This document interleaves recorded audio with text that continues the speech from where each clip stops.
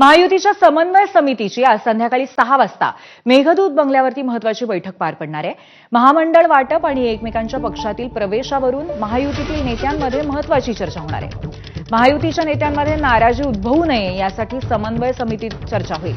यापूर्वी रायगड, सातारा, सांगली या शिवसेनेच्या आमदारांच्या मतदारसंघातील प्रतिस्पर्धी उमेदवारांना भाजप आणि राष्ट्रवादी काँग्रेस पक्षाने प्रवेश दिला होता आणि त्यामुळे शिवसेनेत नाराजीचा सूर आहे।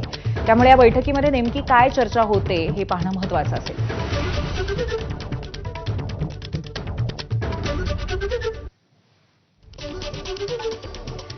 महायुतीच्या समन्वय समितीमध्ये कोण कोण आहे आपण पाहतोय। महसूल मंत्री चंद्रशेखर बावनकुळे, उच्च तंत्र शिक्षण मंत्री चंद्रकांत पाटील, सांस्कृतिक कार्य मंत्री आशिष शेलार,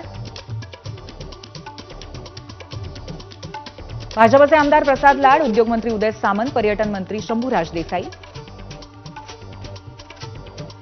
शालेय शिक्षण मंत्री दादा भुसे, माजी खासदार राहुल शेवाळे आणि प्रदेशाध्यक्ष राष्ट्रवादीचे प्रदेशाध्यक्ष सुनील तटकरे,